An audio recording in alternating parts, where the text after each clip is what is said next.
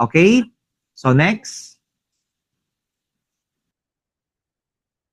Alright, so ano ba yung great deception dyan? So deception, religion, and its strong traditions have been foisted on the world by the greatest faker in the universe.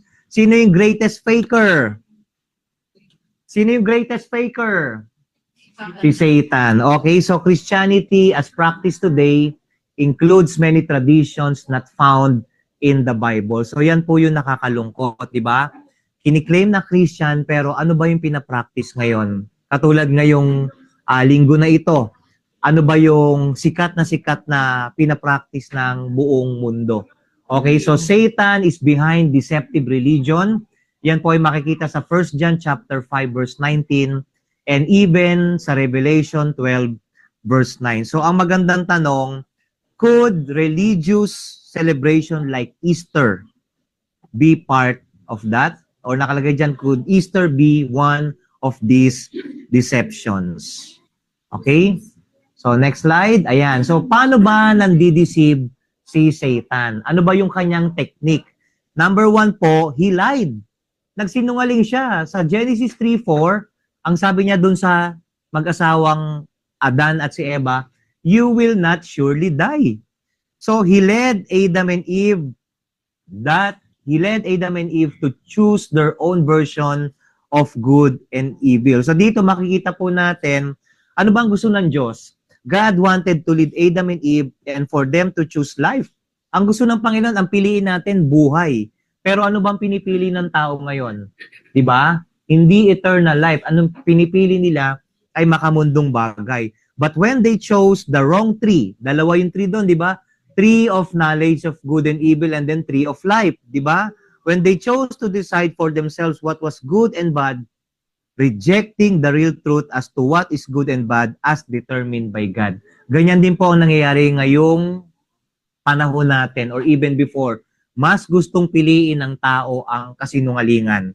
Tinuturuan mo ng tama, babaliwalain. Tinuturuan mo ng tama, hindi bibigyan ng time, di ba? Ang ganda nga nung ginawa ni Ate Pretty, nagpagawa siya kay Jane ng matza. Isang set yun, ginawa ni Jane, tapos ako nag-deliver. May pagbibigyan si Ate Pretty dun sa mga friend niyang mga sineshare niya.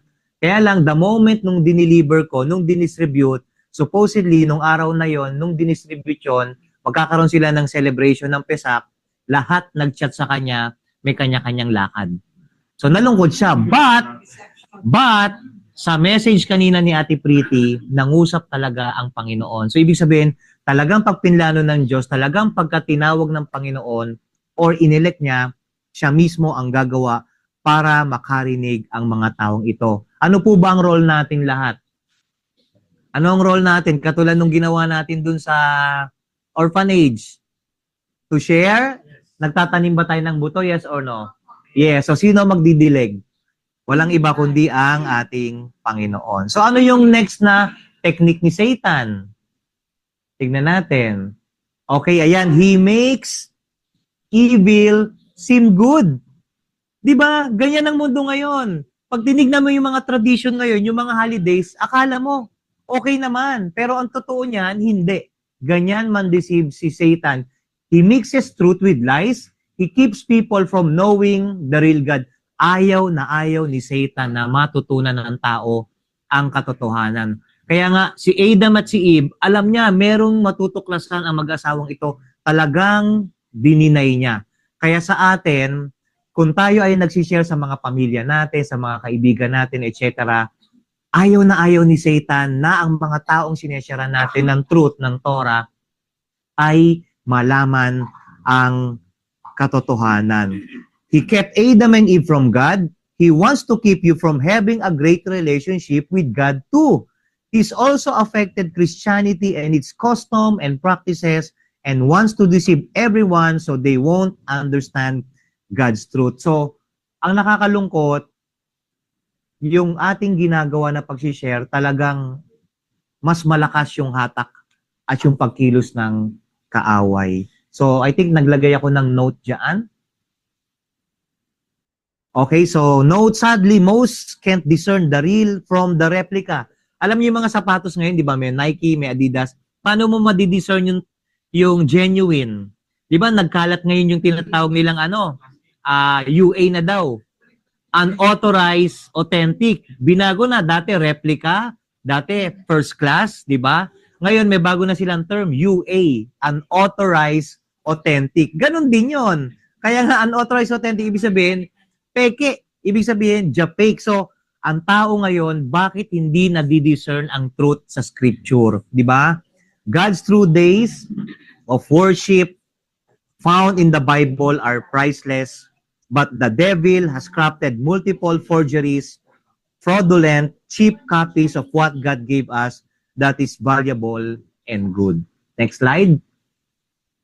So, counterfeit worship. Ayan na, puntahan natin yan. God's true holy days are valuable. So, itong sineselebrate natin ngayon, ito ay isa sa mga true holy days. So, ano yung ginawa ni Satan? Forgeries niya, like Easter, are cheap imitations, and many cannot discern truth from deception. So, sa palagay ninyo, bakit hindi ma-discern ng tao ang katotohanan?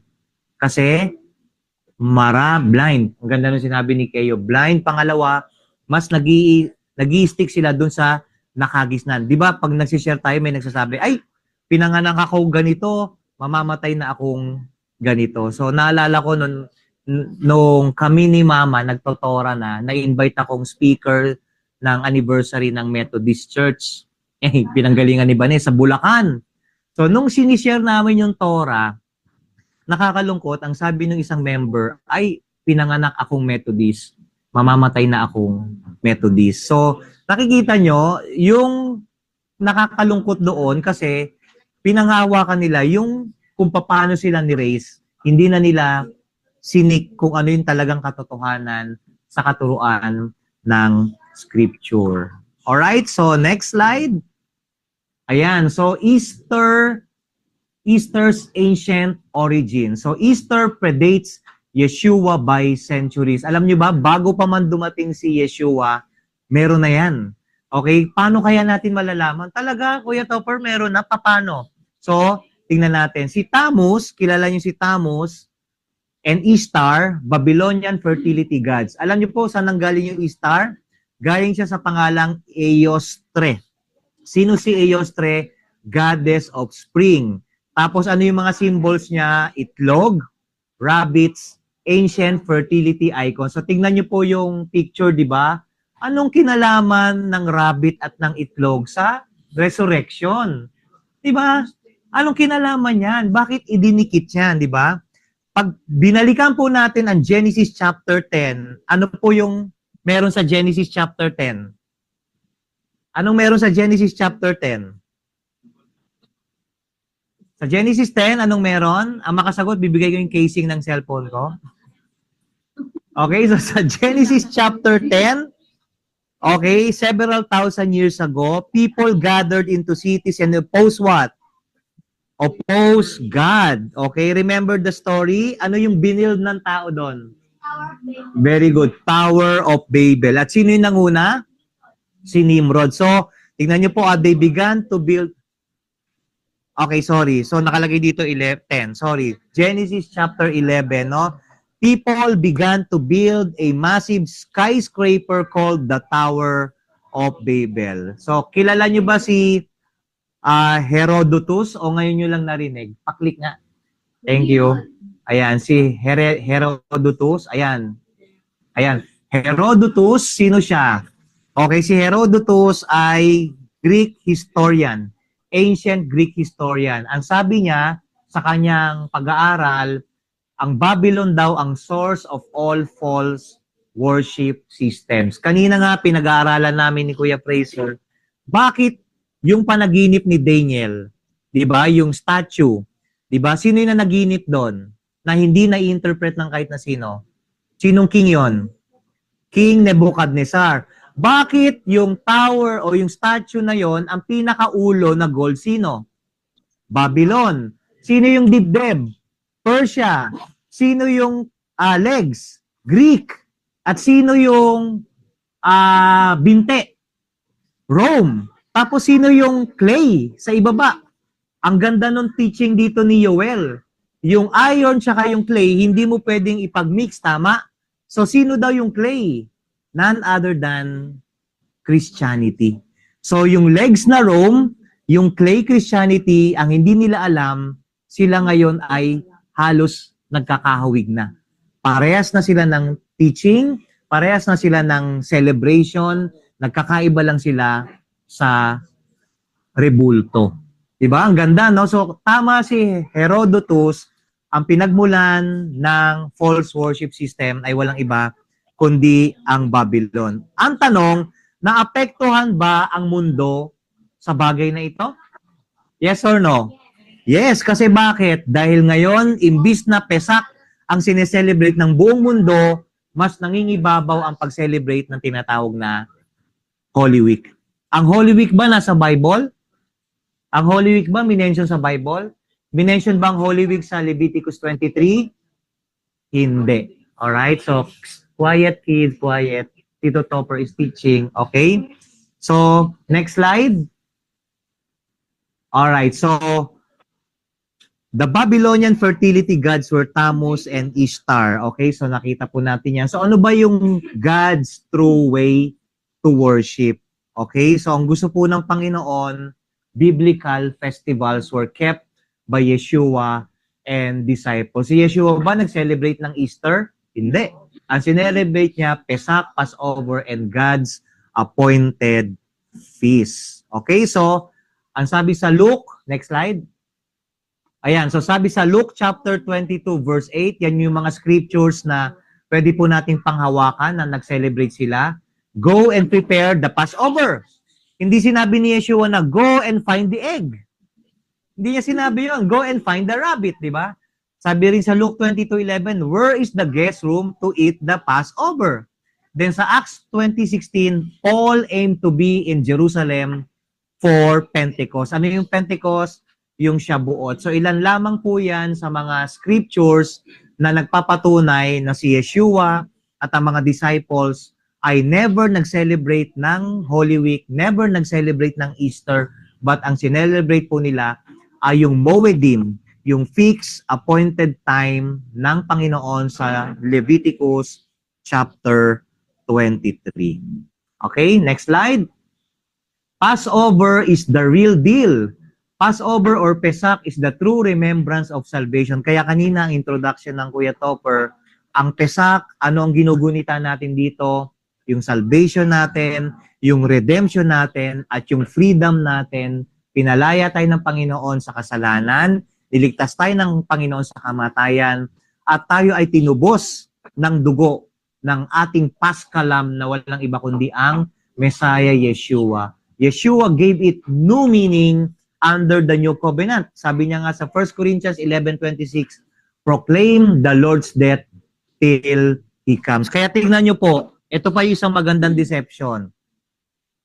Anong ginagawa pag Sunday sa mga churches? Di ba? Anong tawag doon? Meron sila lagi tinatawag na communion. Pero yung sinasabi doon na do this in remembrance of me, once a year lang yon. Hindi katulad sa nakagisa nating Christian churches, tuwing linggo may kainan, di ba? Pero ang sabi ni Yeshua, isang beses nyo lang yung gagawin sa isang taon and do this in remembrance of me. So ang tanong, bakit ay kumakain ng tinapay pag Shabbat? Kasi ang sinusunod natin doon, yung Acts chapter 2, verse 41 to 42, na every time na nagmi-meet, every time na nag-gather ang mga disciples, kumakain sila ng tinapay. So again, yung do this in remembrance of me, ito po yan, yung mismong araw ng Pesach. Kaya pag may nagtanong sa inyo, alam niyo po ang inyong sasagot, yung do this in remembrance of me, it pertains to the day of Pesach. Next slide. Alright, so yan na. The shift from Pesach to Easter. Historian Sir James Fraser, ayan si Kuya Fraser pala niya, ano yung sinabi niya? Okay? So, ang sabi po niya, pagan rites of gods who died and rose mimic in Easter. Sabi naman ni Alan Watts, yan po ay mga historian, Easter mirrors pagan death resurrection festivals at yung Roman Church po adopted Easter to win pagan converts. So, nakita nyo po yung panaginip ni Daniel, di ba? Babylon, Syria, Persia, tapos Greece, tapos yung Rome. Yung Rome ang pinaka-crucial dyan kasi lahat nung nasa itaas niya, minana niya, nakuha niya, tapos pinalaganap ni Rome sa buong mundo. Kaya pala nung nasa Bible school kami, ang sabi nung isang teacher namin, we are not Roman Catholic. We are Universal Catholic. So nagtanong kami, Pastor, anong ibig niyo diyan sabihin? Kasi daw, ang buong mundo ay na-impluwensyahan ng Roman Catholic Church. Di ba? Alright, so next. 300 years later, ano nangyari? Si Constantine, ano ang inumpluwensya? Kilala niyo yan, si Constantine. Anak ni Mr. and Mrs. Constantine, di ba? So 300 years after Yeshua, Emperor Constantine promoted a merged form of Christianity. Umaccept daw siya, na-convert daw siya. Anong ginawa niya nung siya na yung nakaupo? Pagan practices were absorbed. Ano yan? Wrong times. Katulad nung from Sabbath, ginawa niyang Sunday. From Pesach, ginawa niyang Easter, di ba? Wrong customs, human-defined, good, evil. Okay? So if we look into history, about 300 years after Yeshua, si Constantine expanding his empire and uniting the Roman Church included the three things we've been talking about: disguising evil as good, accepting a substitute, and a true lack of biblical understanding. Ewan ko kung na-insert dyan yung teaching ni Roger, yung picture. Wala. Alright, so proceed po tayo sa final warnings. Okay? Easter, anong Easter? Counterfeit yan nino? Ni Satan. Anong kina-counterfeit ni Satan sa Easter? Yung Pesach o yung Passover. Ang Easter po ay hindi biblical. Ang Easter ay influence ni Satan. It leads people away from the true worship. Anong sabi sa Leviticus 23:1 and 2? These are my feasts. Naalala ko yung kinukwento ni Kuya Fraser before nung sineshare niya yung mga kapatid niya si Kuya Junji. Sabi daw ni Kuya Junji, bakit kayo nagse-celebrate ng mga yan? Para lang yan sa mga Hudyo. Sabi ko kay Kuya Fraser, Kuya, pabasa mo kay Kuya Junji ang Leviticus 23:1 and 2. Ang sabi, these are my feasts. Yung my na yun sino? Si Adonai, si Yeshua. Hindi niya sinabi na these are the feasts for the people of Israel. Hindi, these are my feasts. So therefore, pag pista yan ng Panginoon, hindi lang yan para sa mga Hudyo, kundi para din sa mga Gentiles. Alright? So, what we celebrate today, not Holy Week, but Pesach, unleavened bread, and first fruits. Leviticus 23:5-6, 7 days of unleavened bread, and do this in remembrance of me. Alright? Baruch Hashem, meron pa po yung slide. Ayan, so ang challenge po sa ating lahat, Adonai Yod Heh Vav Heh, Yeshua will return. He will pass over those marked by the blood of the Lamb. Bakit niya tayo lalagpasan? Kasi nakita niya na tayo ay meron genuine blood, nakita niya na tayo ay nagtotora at sumusunod sa kanyang salita. Bakit nalagay dyan ng Kuya Topper? He will pass over kasi pagdating niya, judgment.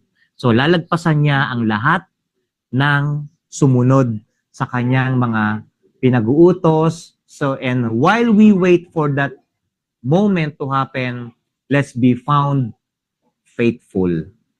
Next slide. So Easter is a counterfeit. Pesach is God's truth. Choose to follow God's appointed times. Let's remember and proclaim Yeshua, our Passover Lamb. Next slide. Hag Pesach Sameach, may your Passover be filled with joy, truth, and the presence of Yod Heh Vav Heh. Then Adonai spoke to Moshe saying, speak to Bnei Israel and tell them, these are the appointed Moadim of Adonai, which you are to proclaim to be holy convocations, my Moedim, Leviticus 23, verse 2. Magandang umaga, and Hag Pesach Sameach po. Natin doon.